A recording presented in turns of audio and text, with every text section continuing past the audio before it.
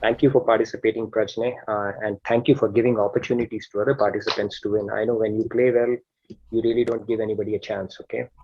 All right. So with that, we'll move on to our next segment. Today, I'm going to give a little bit of a presentation. Few of you participants inspired me to do that. I thought it was pretty ordinary, nothing not much to write home about, especially after I've heard so many participants. But then Preeti ji and some of other participants inspired me. So I thought I'll put together a little bit of a story of how it has panned out for me. It is ordinary for most part. That is from me. Anything that inspires you, that comes from God and Guru. Okay. With that disclaimer, I'm going to start and start sharing my screen as well. In a sec. Are you able to see my screen? Yes, yes, we can see your screen. All right. So, all right. So I have divided this whole thing. I was thinking about, at least it got me gave me an opportunity to reflect back on it, and that was a good exercise. So I have divided it into three phases. To begin with, that phase I would call it as ignolectual, which is ignorance plus pseudo intellect. That is where I think, when I think back, where I actually truly belong to while growing up. And had a religious upbringing. My parents, they are very religious. My mother, she's a big devotee of Durga Mata, and my father, he's a big devotee of Lord Shiva. So I had a very religious upbringing with havans going around, a lot of pujas going around. Uh, I always used to debate in my mind who is more powerful, Durga Mata or Shiv Bhagavan, when I was growing up. And whenever I would see my father angry, I always used to think, Shiv Bhagavan is more stronger of the two. But during Navratris, I think I used to think, Durga Mata has an edge. But luckily, during Diwali, they will come together and do the Saraswati Mata Puja, which would be very refreshing for me. And this whole thing would get evened up, and we had crackers and sweets to follow. So that would make me pretty excited about it. And that was probably the only time they both would sit together and do pujas other than the Havan. Otherwise, they have their own Shiv room and then one Mata room. Okay, that is how I grew up. So for me personally, if you ask me, it was driven more through there is some divine force that was there at the back of the mind. I did not have the capacity or intellectual understanding of thinking it deeper than that. And there was an element of fear, discipline and fear around it. Discipline around how to put ahutis in yagya, right hand, left hand, 2 times, 3 times, what should fall inside, what should fall outside. All that stuff was there, and a bit of fear as well. So I remember when I first went to Vaishno Devi, it's a very holy place in northern India. People who are in northern India would know that. And we had a home in relatives home in Jammu as well. So we used to go there frequently. And the first time I went there, I actually feared that I will get trapped in Garbhajun. Garbhajun is a small cave where people pass by. And my mom told me that, people who are sinners will usually get trapped in it. And that brought all the memories of all the lies that I have spoken to my parents, and all the balls, cricket balls that I had stolen, from ground, lying here and there, brought all the memories back to me. And I thought, I am going to get stuck here. First time when I went there, and seeing the people in front of me who were horizontally challenged or otherwise, they were just going cruising through it. So I was thinking it will be very embarrassing because I have done a lot of sins, but fortunately I escaped through that. And then I thought God is kind, and so he doesn't mind. And I took it a little further, because I would sleep when the darshan time would come, because it's a huge what do you call walk, 14 kilometers walk you have to do to get there, and it was used to be tiring towards the end. So whenever the prime time for that whole trip would come, which is the darshan of that the goddess, that's when I would fall asleep. It just became a ritual. I used to think, God is kind and he won't mind, and he'll not really care about these small things. So I did not think beyond that. So I would keep on sleeping for most part of the most trips that I've been there. However, there was a smart part of my intellect as well. I would reason around with my parents and mother, especially, not so much with my father, that this is all hocus pocus stuff, blind faith and all those kind of things. All the intellectual gymnastics I would do with them, but my, this whole intellect would turn to prayer transition during exams. That is something I realized used to happen. So it's like, okay, by the way, if there is God and what my parents tell me is right, who wants to take a chance? So I would pray a lot during my exam days, especially during entrance and stuff like that. So that is the my remembrance of my early time of whatever religious stuff I was exposed to. The second phase came, I would call it but the good thing was, always had some kind of a faith that there is some divine power. What is its purpose? What is my relationship to that? I never bothered to think beyond anything beyond that. Okay. And it's like somebody wielding a stick, not even a stick, overseeing us from far above. That kind of a conception was there in my head.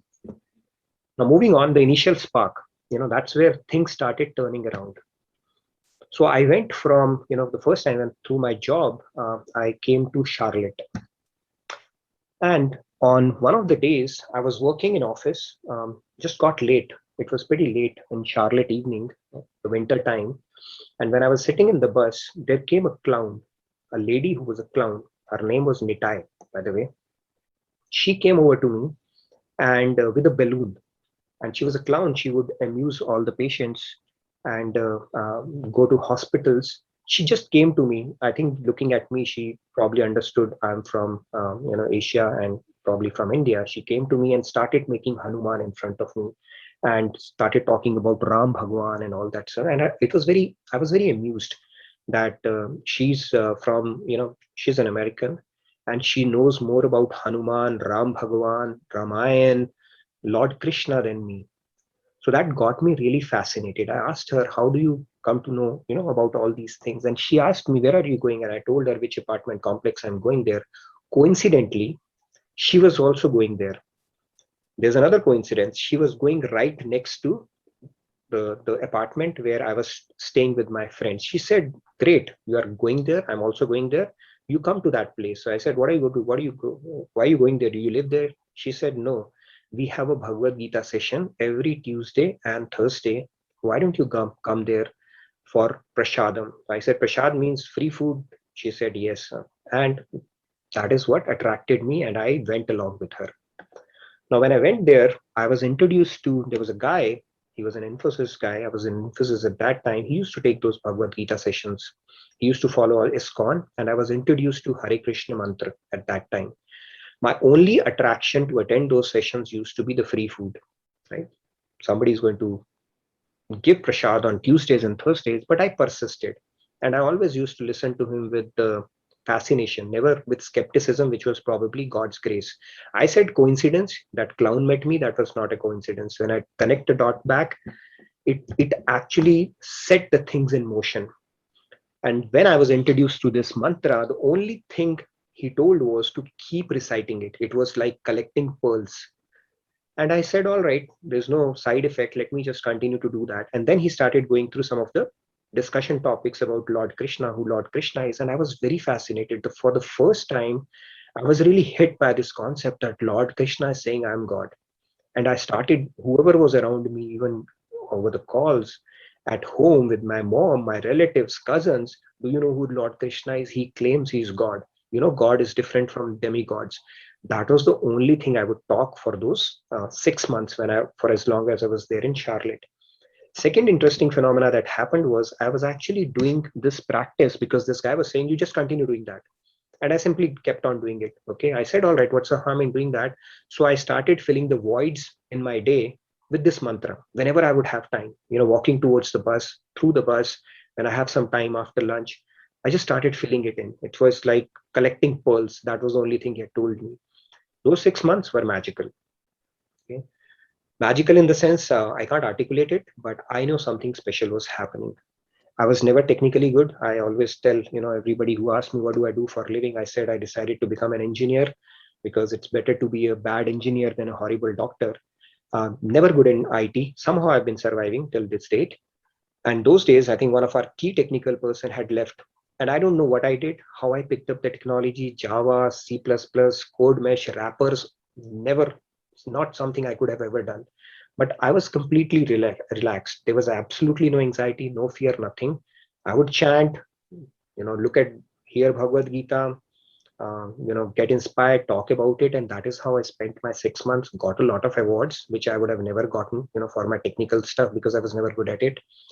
And then I got an opportunity to spend a full Janmashtami with a fast, all the way from 4 a.m. till late in the night, and had some of the best desserts of my life at ISKCON. That was a great, great experience. I met people who used to say, we live near this temple, and that is what our routine is. We come to this temple, sing. And I said, how boring it is. Is this an age to do all this stuff? But then I was not skeptical about it. I thought, maybe I'm missing a point here, because what I saw on their face, that serenity, that peace, that joy, I had never seen that before, no matter where I'd gone. While growing up, even going to, temples, looking at people around, that serenity, that peace was something that attracted me so much that I thought there is something they are doing that, I'm not able to make out right now, but hopefully over a period of time, it will make sense. And with that thing deeply entrenched in my mind and heart, I spent those 6 months. I still believe those were the most magical, a lot bigger magic started happening afterwards. I'll come to that. Really different kind of an experience in life, which made me understand there is something more to life than, our regular stuff. It was really magical. And then what happened after that, I felt as if I have climbed an escalator in life. And when I came back to India, I had Apple iPods and bhajans and kirtans and all that stuff. I would listen, and then had a bead in my hand. I would do 108 and just kept on increasing it. That's all I would do, and that's all I would talk about, which, as you would imagine, freaked out people around me, my parents, that, okay, our guy is gone now. And my relatives, they put fuel into the fire, says, hey, you will lose control of your son now he'll go to forest, ISKCON people will brainwash him, this will happen, that will happen. Anyways, I was undeterred by that. I was doing my own thing. But gradually, I think, I don't know when I started taking it, it was not a u-turn, just a slight shift in steering. And then before I could realize, I was down on that escalator that I had climbed, and back to square one, back to regular life, job, party, meeting friends, doing the stuff that I would always do. But that spark remained. I knew that in my heart, that spark, that something special that I had experienced, it remained. It did not subside, even though I was back to my normal life. As you can see, I have come down the escalator. That is the third phase, the most important phase, where I found our spiritual mentor. I would say I did not find, the mentor sniffed sniffed us out, a fallen and a directionless soul. How it happened, it's a very interesting story. However, even before that, because I said that spark was there, that knock knock always used to happen, right? Like when I came to US again, this time to Phoenix, we used to have Jehovah's Witness come to our house. And I would talk to them about God and understand this. And they kept on coming, for 6, 7, 8 months. We would talk, I'll pose them some questions. They'll bring in a father, we'll discuss more. Finally, they said, okay, are you going to accept Jesus? Then I said, I'm fine doing what I'm doing. Why don't you read this? And then they said, no, we are not going to. Anyway, that does not continue. But I had a lot of fathers visit my house. When I would travel, I had a traveling job. I was in consulting with, Accenture and KPMG previously. I would travel, ISKCON people would come and start giving me Krishna books. It was almost like, God was finding ways to, get through, something was going to happen. And even when I was, studying, I was reading Bhagavad Gita at that time. I could relate those principles. I could appreciate that. And I traveled to, Brazil. I was full on in a materialistic mindset at that point. We were at Copacabana beach, and I'm roaming around with the friends. And then what happens, I see a troop of people coming in, and they started chanting Radhe Govind Govind Radhe in front of me. And I've actually captured that video. Maybe I'll share in one of the days. I was so amused. I kept on listening to them for 30, 40 minutes. And why is it happening? Even at a place like Brazil with me, I didn't know that. But all I know is universe was knocking. Something was knocking on me, and I was resisting that knock until there was a Kadi Chawal connection. Okay. So the guy you see on the screen, his name is Chirag. He was a he's a very good friend in Phoenix. He was a very big Hanuman Bhakt, and he would take us to the temple to have Kadi Chawal every Tuesday, and free food always. I was game for it, and we would go there, and we had a very nice set of friends in Phoenix. They were more like a family, less of friends, more of a family. And it used to be an opportunity to socialize, just let's meet each other, talk, and then have kadi chawal and come back. That is the routine which became a courtesy to this friend of ours. And then on one of the Tuesdays, we see there's an IIM person who's going to visit the temple. I saw that. I felt, wow, that seems pretty interesting. However, my sanskars did not force me to come and attend his lecture on that coming Wednesday. I think it started on a week Wednesday. I did not go for the first day. And the people you see on the right hand side, their name is Anand and Preeti. These friends, actually, this guy actually dropped a big note to our entire group that you guys should come and at least listen once to him. And it was so compelling, that email, because if he's saying that and saying it in such a compelling manner, I said, all right, let's give it a shot. I went, listened to Swamiji for the first time, and that's it. The rest is history. I was so blown away. All the gaps that were left in my mind from my previous experience, going to spending a Janmashtami at ISKCON, and whatever voids and gaps were there, they just got filled up.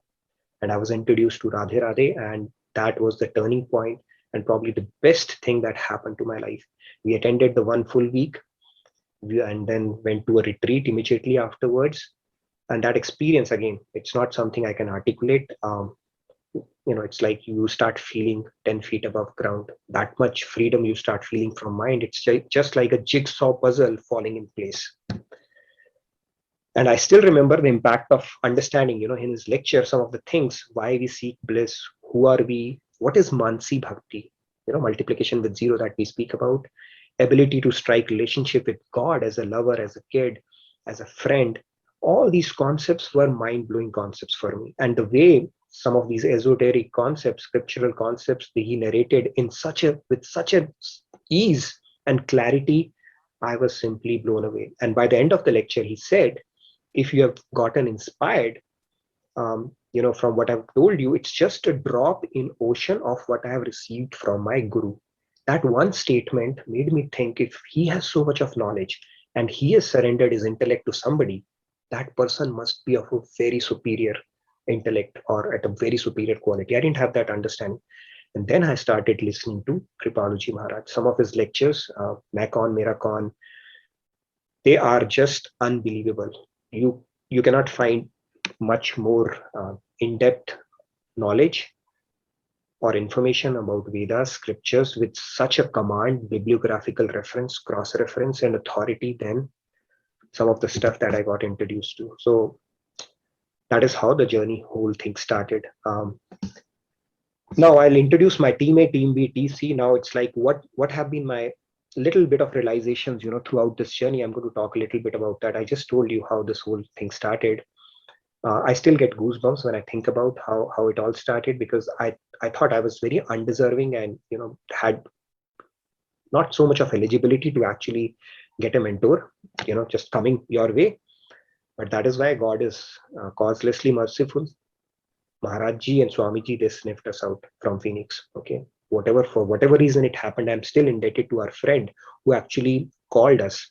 Ironically, they took a U-turn. He took a U-turn for whatever reason. We all have our own sanskars. So whenever he took a U-turn, but whatever favor he did by introducing us to that really changed our life and changed it for good. I would not trade it for anything. That's what I'll say. Somebody tells me you want to go back to the life that I was leading before meeting Swamiji, I'm scared of getting into that. Leaving a life with ignorance is the biggest peril one can have. Now, team A, team B, team C, I'll quickly introduce you to that. But then the next thing we did was we moved to Dallas. And why we moved to Dallas was because there was a temple, the Radhakrishna temple, that was being inaugurated.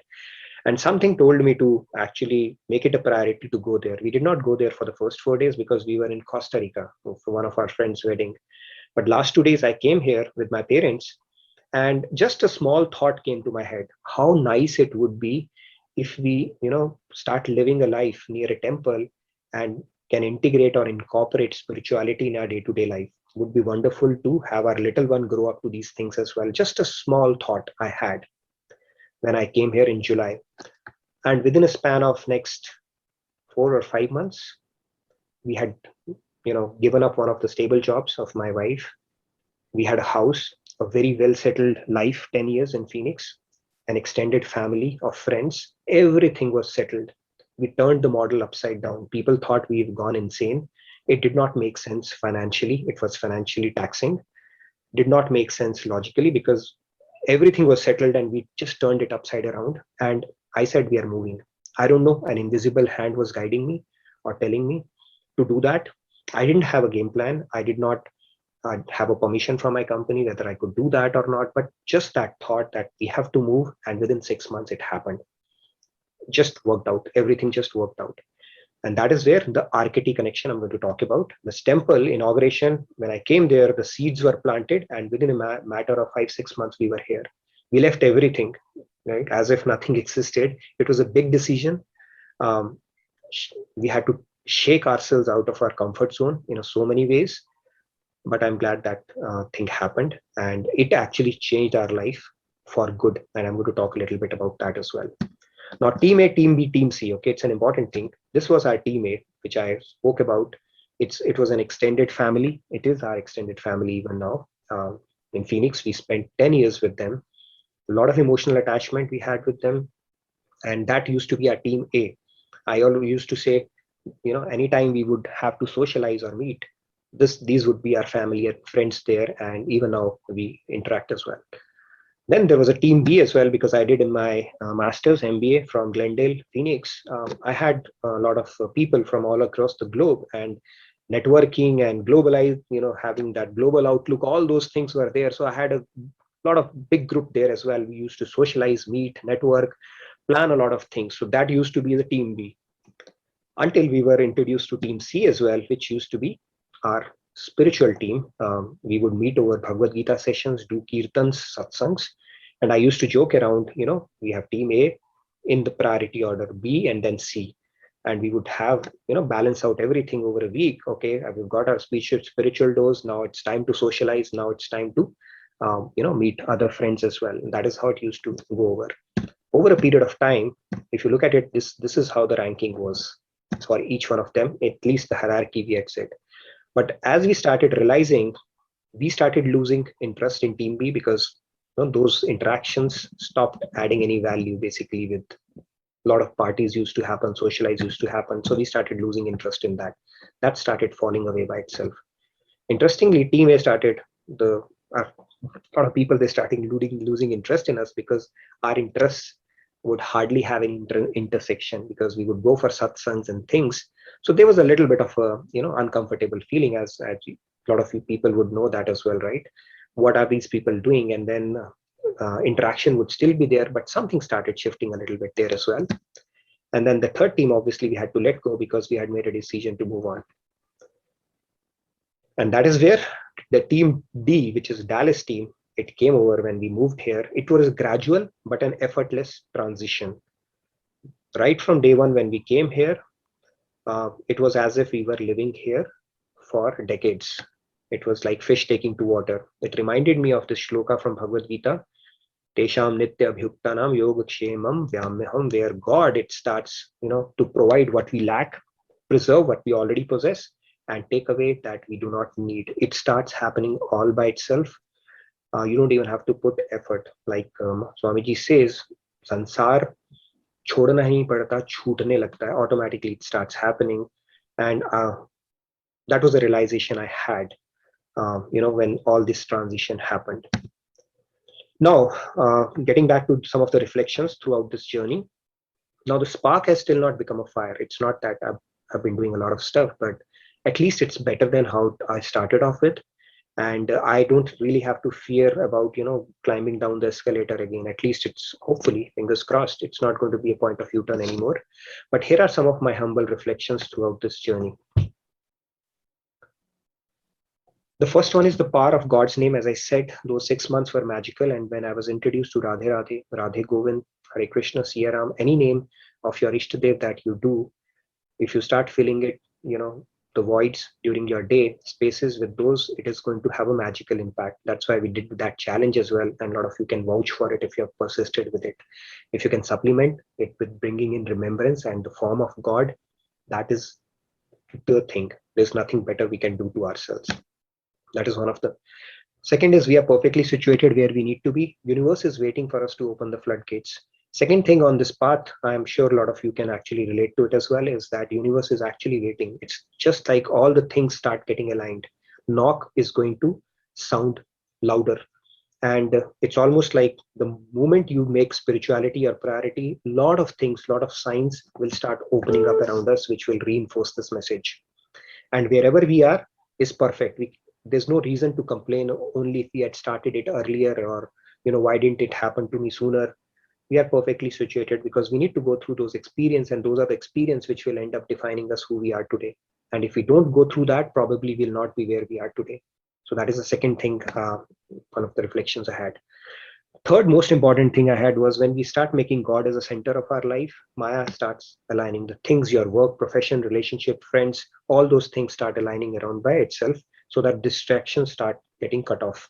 If we make Maya as a center of our life, it will make you dance so much that you'll not have time for anything else in life.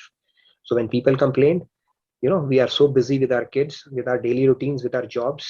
Uh, all I can tell is try making gamble on God once and see how those things start aligning. I've experienced it multiple times, despite stressful job and things that I could never think I would have time for. It happens. That's magical. It happens. Go try it out. It'll happen when you start making God and spirituality as priority in your life. Fourth one is bhakti is watering the root. It is so powerful, the path of bhakti, Maharajji and Swamiji that to say, it's like taking a pill and not having to worry what effect it's going to have in your body, taking the food rather. If you actually start progressing in bhakti, which is developing or enhancing love and devotion for God, all the good qualities, virtues will follow you. They have no option but to follow you. So it's like watering the root. You don't have to individually work on each virtue. I'm not there, but at least I feel my current version is getting better than how I used to be, the complete mess a few years back. So bhakti, I would say, is the secret sauce or recipe for that. You can back it with experience. Inner growth is the key. So any situation, circumstance that comes our way, if we think inner growth is the thing, then you can actually channelize it for the growth, and that is the mindset I'm trying to acquire, trying to get better at it. Um, Hopefully that will continue, but then if you can stick it on your wall, then any situation, troublesome situation comes your way, if you can actually channelize, if inner growth is my way, you can actually turn it to your own advantage, because end of the day it's a game between us and God, not us between us and the people around. So anything and everything that happens around us can actually be channelized towards our inner growth. The next one is significance of seva, commitment versus convenience. I used to take it as more like a leisure activity or a convenience activity previously, but now that commitment thing has come in, which and the benefit that you get, again, it's something I cannot articulate. The spiritual benefit of doing seva, uh, it's like working for Krishna directly. You are an employer of Krishna. When you do seva for God and Guru, there's nothing more purer than that, and the spiritual benefit is immense. I always, reflect back on it, what I have learned here, because the seva opportunities are so huge here at RKT with the CIC and all that stuff, that what I have learned here for the last 2 years, I have not learned in the last 20 or 30 years of my life, only because of enablement of seva and that opportunity. It is immense. And the sanskars that we build because of seva takes us closer to the goal of our life, because we are, end of the day, Nitya Das, Das of God. So the sooner we start imbibing those sanskars, the better off we feel. And it's magical again. Doing seva is magical. If you can get an opportunity, just latch on to it. Do not even give it a second thought. Okay, that's my little experience around this whole thing. The next one is I've just picked up top nine. There are a lot more. Just because nine is it looks a little symmetrical. Plus nine is my lucky number. Importance of filling heart with gratitude, prayer, and devotion. And this will, and keep on refilling it as often as possible, because that keeps us away from negative energy and negative thoughts. And that becomes a mindset. It really helps. Reverse chintan, that Swamiji says, but if we start filling it with gratitude, prayer, and devotion, automatically you will have no room left for any negativity to creep in your heart and mind. The next one is be good, do good. That's again a punchline from Swamiji's book. Try to be good as best as we can, do good, and that will automatically make us feel good. And that is where we feel the whole purpose of our existence is where we want to feel good in whatever we do. Last but not the least is Karte ho tum kanaiya. Every day I realize grace of God and Guru. The fact that I sit here and speak things, I realize every day I pray to God that don't put any word in my mouth which is not beneficial for somebody. Okay, because if my own mind takes over, then I will be doing a lot of imperfect things, saying a lot of imperfect things. And then when I don't know it, please guide me or give me some resources so that people who are banking on it, who are spending 1 hour of their day with me, they get some value out of it. And I'm realizing it. Swamiji has said it multiple times. One way to test God's existence is to take up something which is much beyond your capacity, much beyond what you think you are capable of doing. And when it starts getting done, you will realize it's not who is doing it. And I realize it every day because taking up these sessions or even embarking on this journey was a humongous task. I would develop cold feet if somebody would have told me a couple of years back. But with a leap of faith and with the assurance from Swamiji, I took this, and every day I realize it's not me. There is an invisible hand which is guiding me, inspiring me every day, and anything and everything that is beneficial, that is coming out, through these sessions is all because of God. So "Karte ho tum kanhaiya" is always etched in my mind, and I really have a lot of gratitude for having this opportunity. All right, so these were some of my things, and then that is all I had. I don't want to take more time than what I should actually do. So path is long. This is where I feel I'm just about getting, you know, on the path. Goal is pretty far off. And again, a heartfelt gratitude to each one of you for giving me this opportunity and encouragement to take on this wonderful journey alongside you. The fact you come and listen to me means a lot to me. And like I said, anything which is beneficial, which is coming out through these sessions, is coming directly from God and Guru. And anything that you don't resonate with is coming from me. That is how I see it. And heartfelt gratitude to each one of you for providing this opportunity. And I'll take a pause now. Maybe a few questions. I know we are a little over time. Any questions I could take maybe for a few minutes and then we can call it quits for today. Absolutely beautiful, Nitinji. It's just no words to express how wonderful listening to you was and to know about your experience. Right. All right. With all humility, I'll take that. Hopefully, something was inspiring here. But thank you for inspiring me, PTG, and all of you to put it together. I did whatever I could, So Preetiji, go ahead. Radhe Radhe everyone. Radhe Radhe Nitinji, my Bhagavad Gita teacher, as I always call you. Nitinji, as Chandanaji said, even I am speechless. It was really, every feat was really impressive, but you, in all your humility, you made it sound so simple. Gratitude. I'm with a right Guru. Radhe Radhe. Radhe Radhe, PTG. Thank you for encouraging me and giving me assurance that yes, I could put in something together. So at least it gave me an opportunity to reflect back on it, and a lot of good things came out, through that. So thank you again for that. Yes, Nitinji, the other Nitinji. Yeah, Namaskar. Thank you. Sir, I'm so happy to listen to you. I was completely listening to you and it was great when I heard you. I mean, your all experience, all your words are very magical. Whatever you teach us, we don't give you anything, you don't even know us, but you're doing so great. I was so astonished that I'm like, you are in front of me and you're telling us. It was so great, sir. Learning from you. And I'm so thankful to the God that He see to it that I meet you. At least I see to it that at least I don't miss your lecture. So otherwise my heart, beats very fast. So I miss the lecture. I miss the lecture. That's what the power you have. Thank you, sir, for such a wonderful session. Thank you very much. I'm so grateful to you. No worries. Like I always say, it's all coming from God and Guru. If anything inspires you, I would strongly encourage you to meet Swamiji in person. He comes to India as well, and he can take your spiritual journey to the next level. I'm just a messenger. Whatever little I can understand, I put it in front of you. And like I said, anything that inspires you, just visualize his image. That is where it's coming from. Okay. And what I tell you is just a minuscule part of it. But thank you again. Very humbling to hear that from you, Nitinji. And I look forward to your presentation as well one of the days. Manjari, go ahead. Radhe Radhe, Channa Didi. Radhe Radhe, Nitin Bhaiya. Radhe Radhe. Beautiful, beautiful timeline and journey. Thank you for sharing.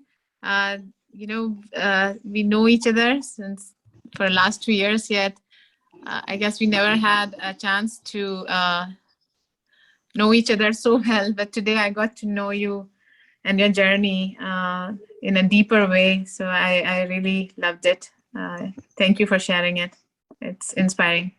Thank you, Manjari. I can personally say there's a lot of inspiration I've drawn from you. Okay, then I say Team Dallas, you're part of that as well, and I derive a lot of inspiration, especially around your work ethic and intensity around things that you do. So thank you so much for that.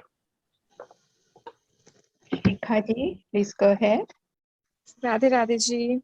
Radhe Radhe. Thank you, Nitinji. It was so inspiring. I was just listening to you, and at the same time, the way you organized everything was so beautiful. And also, I just have a question from the experience that when you have explained that you were losing your friends, like losing in the sense that they were kind of distancing because you had different interests and different likings and all of that. The voice is. So did that or anything like that? Were there any self-doubt or anything like that? Whether, whatever like that? I mean, I know that, when you are with God and you are See, really into spirituality, then you that, this is. the voice is really breaking off, Shikaji, but I think I understood what you're asking. So yeah, I would say there was a kind of an unease that happens to people around you because they are used to seeing you a certain way. And when all of a sudden your priorities start shifting and it does not fit into the model of their world, it's a very natural thing that happens. And we just have to deal with it at that point. It's just an unease that people around you feel, and you have to get comfortable with that. It doesn't mean we become enemies, we're still friends, but you can sense that unease because their model of the work does not conform to your belief system anymore, right? So that unease starts creeping in, and then it just takes its own due course afterwards. So Padmaji, please go ahead. Yes, Radhe Radhe Chandra ji and Radhe Radhe Nitin ji. I'm still lost of words. Usually I have a lot to say and I'm trying to articulate as much as I can. I guess you are an example, an exemplary of possibility and an example for all of us. And that's what how I was contemplating, which is this is a possibility wherever we are. We on the call we probably are like 20, 30, 50 of devotees up there, and we all are traveling and taking our own spiritual path. And some might be at the beginning, some might have gone the steps that you have taken and fallen back and then contemplating and doubting and losing friends and losing family. Hello. yes, if we can just. Yeah, please go ahead, Padmaji. I think somebody was not on mute. Please go ahead. So what I was saying was, as I was listening to you, as I was thinking, like we're all listening to you, and we're all on different spiritual paths, and everything that we probably are going through, you kind of put everything together. Some might be at the very initial steps of taking that step, and some might have taken that step and fallen back. So your own life and spiritual path is an exemplary and examples of where each of us can pick up. And there are different points in your own story that even if we fall back, we can pick it up from there, and showing us that this is a possibility and this can be done is a very big thing that I'm taking away like from today. And it's like an application to all the common man, that the spiritual path and wherever we can reach is possible. And the deepest, honestly, the way that you have presented it has deeply touched me, like to my heart, like very much. And one thing which also struck me was many times when you're on the spiritual path, um, many times you lose people, you lose friends, you lose family members, as you said, rightfully said, that the judgments and which comes your way, that you're thinking too much, you're thinking too deeply. But that right conviction that you have shown and you have spoken, and where you are today for the bigger purpose, is very motivating. And reminding ourselves to every day to say, you know what, here is his life story, and this should be our motivation to say this is where we can reach and we can do it. So thank you very much. Thank you, Padmaji, for your kind words. And if there's anything that you can found inspiring, again, it's thank you for your kind words, and I'm glad it resonated with you. Paji, you'll have. Surinder, please go ahead. Yes. Chandana ji. There's a lot of background noise for Surinder. I'll come back to him later. Pallavi ji, please go ahead. Radhe Radhe, good evening, good morning, everyone. Radhe Radhe. Nitin ji, I'm so happy to hear your presentation, your journey. Simply spellbound. I won't take much time, but I was like, it was just like your classes where, every moment was attentive and simply spellbound. Your journey, very inspiring. You were so honest, and with so much humility you presented this, and you made it look simple, but I know it was really a very, very inspiring journey, and thank you for sharing with us. And I hope really someday we get to that escalator, the one that you climbed up. No, that's and just never a took small you to. I said I climbed it. Okay, I might not truly have, but yeah, I mean, if you found even a 0.01% inspiration, I think that was well worth it. But I felt something different. That much I can tell you. It was well worth it, I would say. And yeah, I mean, that's all I can say. Thank you so much for that, Pallavi. Thank you so much for sharing your journey. It's very inspiring. Thank you. My pleasure. Thank you so much. Seema ji, please go ahead. Okay, Radhe Radhe. Radhe Radhe. Seema ji. Okay, now we can. Okay, Radhe Radhe Nitin ji, Radhe Radhe Chandana ji. Yes, your journey was very inspiring, and at such an earlier age, which is even more envious because I didn't have that awakening until much later. And until then, I had so many more karmic reactions. So it's really blissful when God bestows his grace on people at much earlier and younger age. And that's an inspiring story, along with all your PowerPoint presentations. Very nice. That can inspire the younger generation, the youthful generation, to steer themselves towards God and God's grace rather than the Maya world, which is not very easy, but very nice. Thank you, Seema. Thank you for your kind word. Like I said, if anything, it's all Swamiji and Maharajji, okay? This grace that has been acting through it, and I realize it every day, like I said. So thank you again for your kind words.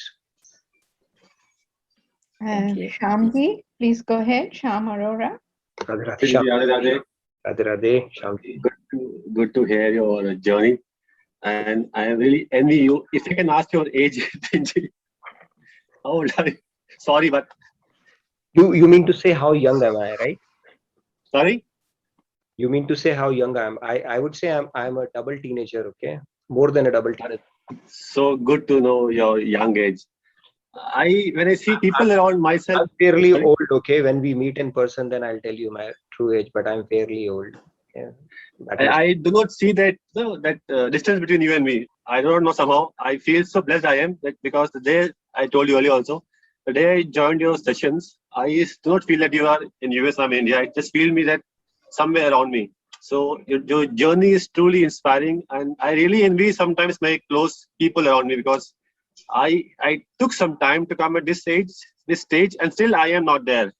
And if I do not know if I can say that you being a lotus, because forgive me that, because normally people like who are enjoying at such a young age, who move to US, invest, and we are partying and all those things, and then still you could choose your path. You knew your journey, where I am, where I should be. God was always by your side, and you could sense that, and you could see that, and you could live that journey. That's really commendable, Nitinji. And I truly feel I am blessed to be in the company of all such people around me. And I feel maybe someday I will also escalate, not take a step, just escalate and be there. Anyway, thank you so much. Thank you. Ramji. Love to meet you in person one of these days. Like I said, sometimes people like me, undeserving people like me, there are some Black Friday sales or Diwali bumper sales going on, right? God does that because it's causelessly merciful. I got picked up in one of those sales. That's what I can tell you. But yeah, thank you for your time. We have time, Chandana ji. Yes, we have a couple more. Sri, Sure. please go ahead. Radhe Radhe Chandana ji, Radhe Radhe Nitin ji. Radhe. It's a beautiful presentation from you, Nitin ji. It was really, really good. And through your classes, we all have become a family, right? And we are continuing this journey because of the way you are taking us to this path, and not just the explaining, but also keeping us the quiz and, making sure that we refresh. It's not like, just learn and just go off, but rather than to adopt it and to put it in practice. And thank you so much. And the last slide that you have shown is really, really great. It looks like as though you have you have picked the best assorted fruits of wisdom. Each one is giving a different essence that is a unique essence, like, the one which you said, like, the seva, that my humble reflection, right? That slide, I liked it very much, because each one is giving a beautiful essence and beautiful, the taste of the wisdom. Thank you so much, Nitinji. Thank you, Shriji. I'm glad you could resonate with that. Yeah, those reflections, I was thinking really deeply about what have I truly learned. So I could pick up those, and I'm really happy and glad if some of that resonated with you and helps any of you in any ways whatsoever. So thank you so much again, Shriji. Thank you, Nitinji. Champaji, please go ahead. Radhe Radhe. Radhe Radhe. Radhe Radhe. I know the time is, but I can't stop complimenting you, Nitinji. Nitinji, your journey spiritual journey was very, very beautiful. And your narration and presentation was very nice as always. I don't know how you make your presentation so interesting. Nitinji, by now many people must have told you are an excellent storyteller. Okay. We should in fact make a short movie on your spiritual journey and upload it in the YouTube. It will help many devotees. Hari and Guru's blessings may always stay with you. You are truly my Anmol Ratan. Thank you, Champaji. You always remind me of my mother. In fact, whenever I speak to you, I feel like the same feelings come in. So it's really wonderful and a blessing to have you on these sessions. And this is the second compliment you're giving me. Previously, you said I talk like Lata Mangeshkar. Now you say I'm a good storyteller. So I'll take both of them as compliments. Thank you so much for that. Really wonderful. Really great to have you, Champaji. Sir Surendraji, are you able to talk now? Thank you very much. I only see through this journey today, I can see the real Kaushal in him. The humility is the source of the greatness of Nitinji. I am always, attached to the sessions conducted by Nitinji. So great. God is always with you, will remain with you, and I more than double your age learning from you. Thank you very much. Radhe Radhe. Surendraji, that's your greatness to say that. To be honest, I learn more from the group than what I'm able to speak. It's like we are evolving as a group. Thank you so much for your blessings and your kind words. It's a wonderful group. We have evolved for the last 7-8 months, and it's a privilege actually to be with all of you, and evolve as a group, because I feel out of 7 billion people, how many get an opportunity to read on a daily basis, right? So if you're getting it, it's free of, and I think it's going to be something really special as we go along. Thank you again for your time, Surendraji, and thank you. Yeah. You more than justify your surname. Okay. more than any caution. More than any caution. Thank you for your kind words. Thank you. God bless you. God bless you. Thank you very much. Thank you very much. Radhe. Nitinji, there is a note here in chat from Madhuji. I'd like to read that. Sure. She says, knock, knock, made so much sense to me.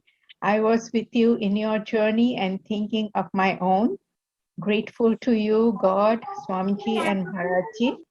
Thank you for saying that no need to think why it didn't happen earlier when you go to the past. Very true. That's very true. So, Yeah. and then Amrutavani ji has some more, notes in her chat. So she will read them aloud. Amrutavani ji, go ahead, please. Radhe Radhe Nitinji. Radhe Radhe. Thank you so much for telling your spiritual journey.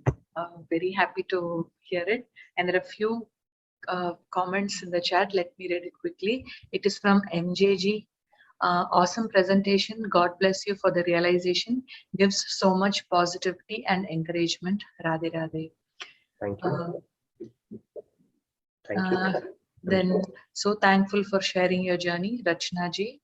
And Shruti ji, if I'm right, yes, she says it was really great to hear about your journey towards the true path. Sam ji says, Nitin ji, it was wonderful talk about your journey. I am not much of a talker and lack many good qualities, but it was very great and very inspiring. By the way, I was not even aware of today's quiz as I had left earlier yesterday. God bless you, Sam. And thank you, Sam. Sumanji is asking if he could get the recordings, if she could get the recordings. I'll put across your case, Sumanji. Can't promise anything. All right. I know we've taken a longer time than usual. Chandanaji, thank you for graciously letting us ride on this one. We can do our closing prayers now? Yes. All right. Om Sarve Bhavantu Sukhinah Sarve Santu Niramaya Sarve Bhadrani Pashyantu Ma Kaschit Dukha Bhag Bhavet. Om Shanti Shanti Shanti. Thank you everybody for a wonderful interactive session again today. Look forward to seeing you tomorrow. We'll continue with our shloka tomorrow.